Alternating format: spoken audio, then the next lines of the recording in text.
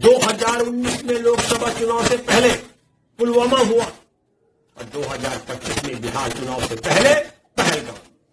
अंधभक्त और देशद्रोही ताकतें हैं। ये लोग सोशल मीडिया और सड़कों पर हिंदू मुसलमान का जहर फैलाते हैं, पाकिस्तान के एजेंडे को बढ़ावा देती हैं। दोस्तों नमस्कार, मैं हूं भूपेंद्र रावत, आपका हमारे चैनल आरटी कोड को स्वागत है। आज हम एक ऐसी कहानी को कड़ियों से जोड़कर समझेंगे जो भारत की राष्ट्रीय सुरक्षा को हिला देती है। 22 अप्रैल को पहलगाम में आतंकी हमला, जिसमें 26 बेगुनाहों की जान चली गई। सैटेलाइट तस्वीरों की साजिश, जिसमें एक पाकिस्तानी नागरिक की संदिग्ध भूमिका, और ऑपरेशन सिंदूर, जिसने भारत पाकिस्तान के रिश्तों को तनाव की कगार पर ला दिया। लेकिन बड़े सवाल यह है, क्या पाकिस्तान ने इस तनाव का फायदा उठाकर आईएमएफ से लोन हासिल किया? पहलगाम में इतनी बड़ी सुरक्षा चूक कैसे हुई? क्या सैटेलाइट इंटेलिजेंस आतंकवादियों का नया हथियार बन गया? और सबसे बड़ा सवाल, क्या खुफिया चेतावनी को जानबूझकर नजरअंदाज किया गया ताकि लोगों की जान खतरे में डाली जाए? आइए सच की तह तक पहुंचते हैं, लेकिन पहले हमारे चैनल को सब्सक्राइब करें, इस वीडियो को लाइक करें और शेयर करना ना भूलें। और मैं आपसे अपील करता हूं, ये वीडियो बहुत गंभीर और महत्वपूर्ण जानकारियों के लिए वीडियो लंबा देर तक बने रहे। 22 अप्रैल के आतंकी हमले ने पूरे देश को झकझोर दिया। 26 बेगुनाह मारे गए, जिनमें एक नेपाली नागरिक भी था। विदेश सचिव विक्रम मिश्री ने इसे 2008 के मुंबई हमले के बाद सबसे क्रूर हमला बताया। लश्कर-ए-तैयबा और उसकी शाखा द रेजिस्टेंस फ्रंट टीआरएफ ने हमले की जिम्मेवारी ली, लेकिन इस हमले ने कई गंभीर सवाल खड़े किए। वैतरण घाटी, जो साल भर पर्यटकों के लिए खुली रहती है, वहां 2000 से ज्यादा पर्यटकों की सुरक्षा के लिए एक भी सिपाही तैनात नहीं था।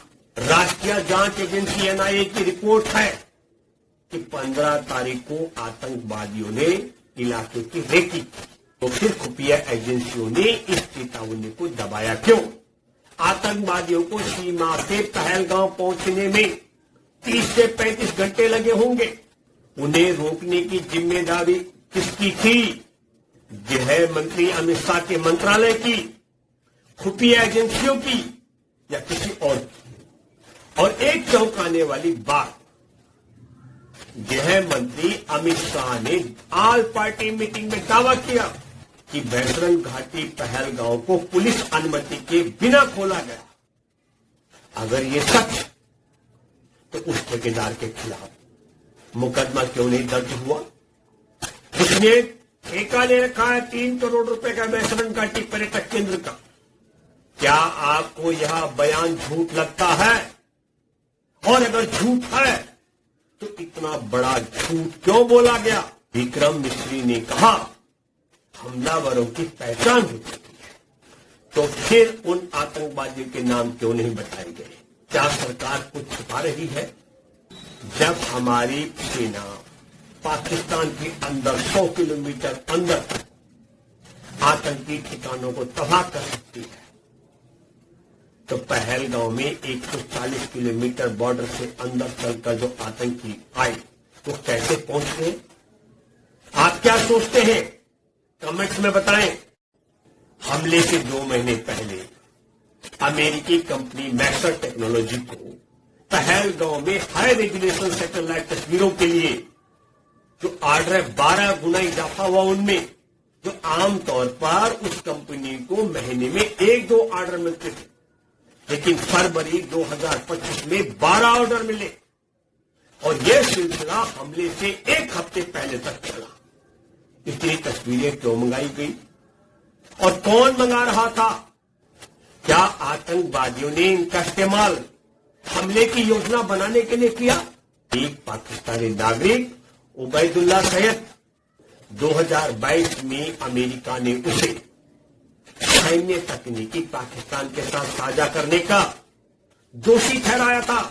सजा पूरी होने के बाद उसने bureau of special intelligence BSI नाम की कंपनी बनाई। चौंकाने वाली बात है कि जून 2024 में मैक्स से BSI को अपना पार्टनर बना लिया और पार्टनर बनने के बाद जम्मू कश्मीर के संवेदनशील इलाकों जैसे पहलगाम, पुलवामा, पुंछ, अनंतनाग और राजौरी की सैटेलाइट तस्वीरों की मांग अचानक बढ़ गई। विशेषज्ञों का मानना है कि BSI ने इन तस्वीरों को पाकिस्तानी आतंकी नेटवर्क के साथ साझा किया। इससे आतंकवादियों को सुरक्षा बलों की तैनाती और हमले के ठिकानों की जानकारी मिली।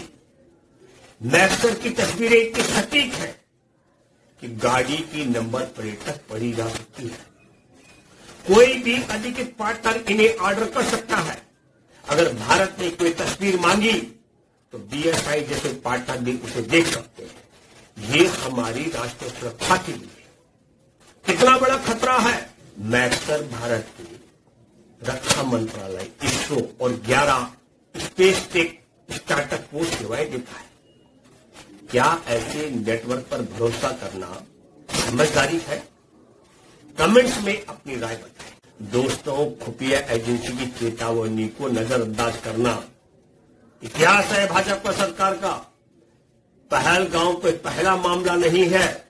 2019 में पुलवामा से पहले खुफिया एजेंसियों ने चेतावनी दी थी कि जैश-ए मोहम्मद हमले की योजना बना रहा है, लेकिन उस चेतावनी को नजरअंदाज किया गया। नतीजा 40 CRPF के जवान शहीद हुए और अब 2025 में पहलगाम हमले से पहले भी खुफिया एजेंसी की जानकारी सरकार को मिल चुकी थी, लेकिन फिर वही हुआ, चेतावनी को खारिज कर दिया गया। 26 पर्यटक मारे गए। क्या ये सिर्फ संयोग है? 2019 में लोकसभा चुनाव से पहले पुलवामा हुआ और 2025 में बिहार चुनाव से पहले पहलगाम। क्या इन चेतावनियों को जानबूझकर नजरअंदाज किया गया ताकि सियासी फायदा लिया जाए? क्या इन हमलों को होने देना एक सोची समझी साजिश थी? अगर हां, तो इसके लिए जिम्मेदार कौन? पाकिस्तान ने हमेशा भारत में अस्थिरता फैलाने की कोशिश की, लेकिन अगर हमारी सरकार और एजेंसियां चेतावनियों पर कार्रवाई नहीं करेंगी तो क्या हम आतंकियों को खुली छूट नहीं दे रहे? ये सवाल हर भारतीय को परेशान करने वाला है। क्या आप सोचते हैं? कमेंट्स में बताएं। 20 अप्रैल को प्रधानमंत्री नरेंद्र मोदी जी का जम्मू कश्मीर में रेल के उद्घाटन का कार्यक्रम था, लेकिन यह दौरा अचानक रद्द हो गया। क्यों? क्या पीएम को पहले से ही किसी खतरे की आशंका थी? और अगर थी तो उस जानकारी का इस्तेमाल आतंकियों को रोकने के लिए क्यों नहीं हुआ? 22 अप्रैल को हमला हुआ, लेकिन आतंकवादियों को चुनौती देने की बजाय प्रधानमंत्री ने बिहार से बयान दिया। उन्होंने कहा, हम आतंकवादियों को मिट्टी में मिला देंगे। लेकिन अगर इतनी शक्ति थी तो पहलगाम में हमला रोका क्यों नहीं गया? पहलगाम में हमले के बाद पीएम वहां क्यों नहीं गए? बिहार से चुनौती देना क्या दर्शाता है? क्या बिहार भारत का हिस्सा नहीं? आतंकी हमले के बाद 2 सर्वदलीय बैठक हुई, प्रधानमंत्री दोनों बैठकों में शामिल नहीं हुए। क्यों? देश को सवाल करना चाहिए कि सर्वदलीय बैठक में देश का प्रधानमंत्री क्यों नहीं बैठे? क्या यह आतंकी हमला प्रधानमंत्री के लिए गंभीर नहीं था, या ये सब एक सियासी ड्रामा था? कमेंट्स में अपनी राय बताएं। 7 मई को भारत ने ऑपरेशन सिंदूर शुरू किया। हमारी वायुसेना ने सीमा पार किए बिना 100 किलोमीटर अंदर तक जैश-ए मोहम्मद और लश्कर-ए-तैयबा के 9 आतंकी ठिकानों को तबाह किया। 18 भारतीय भी मारे गए, 50 से ज्यादा घायल हैं।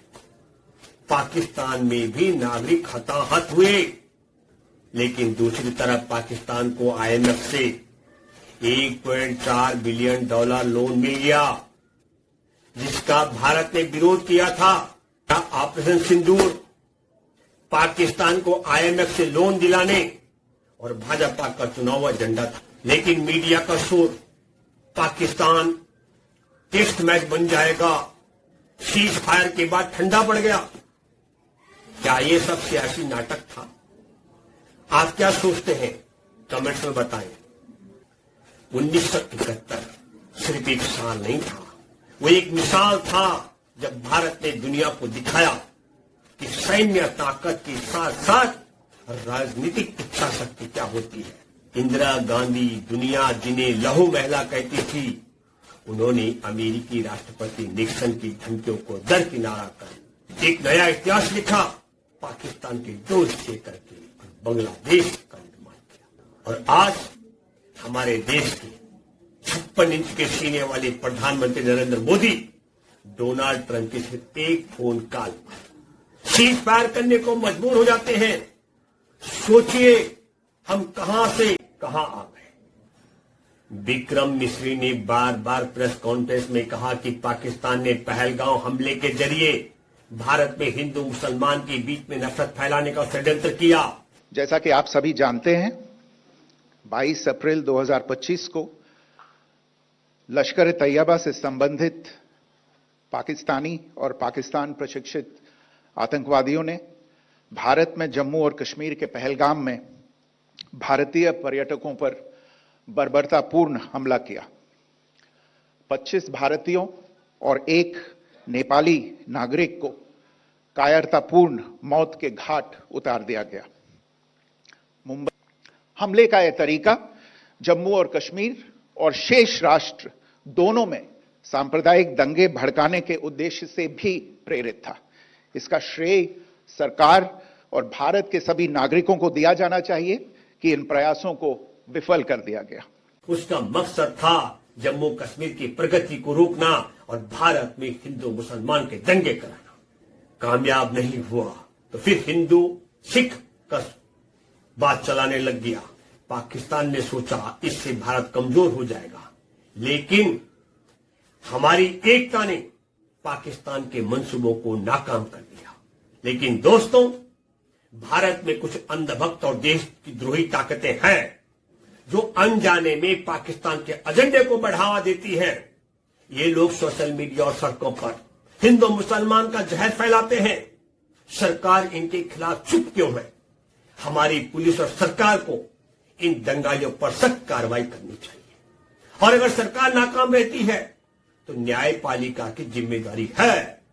न्यायपालिका को चाहिए कि वो पुलिस और सरकार पर दबाव डाले, इन नफरत फैलाने वालों के खिलाफ कठोर कार्रवाई के लिए।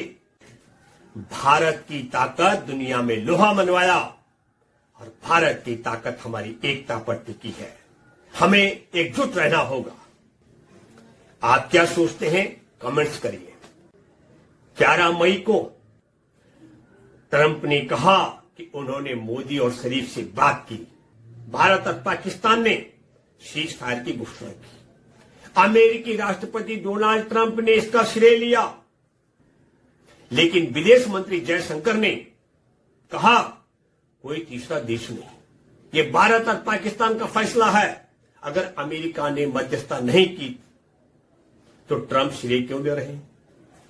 दोस्तों, जिस तरीके का दावा ट्रंप कर रहे हैं, ऐसा लगता है जैसे ट्रंप हमारे देश भारत पाकिस्तान को, जैसे कुछ लोग मुर्गों को लड़ाते हैं, कुछ बैलों को, कुछ सांडों को लड़ाते हैं, कुछ भैंसों को लड़ाते हैं, उस तरीके से लड़ाने और रोकने का काम करते हैं। विक्रम मिश्री ने कहा कि पहलगाम हमलावरों की पहचान हो चुकी है, तो फिर उनके नाम क्यों नहीं बताए गए और पाकिस्तान ने उन्हें भारत को क्यों नहीं सौंपा?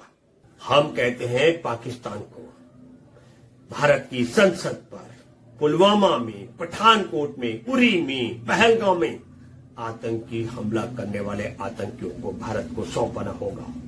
आतंकियों को सौंपे बगैर ये सीज फायर का मामला अधूरा है। आप क्या सोचते हैं? कमेंट्स में बताएं।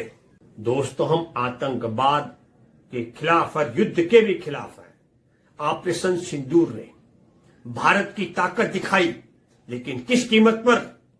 पहलगांव की चूक, सैटेलाइट साजिश, खुफिया चेतावनी को नजरअंदाज करना और हिंदू मुसलमान का जहर, ये सब हमें सोचने पर मजबूर करता है। आप क्या मानते हैं?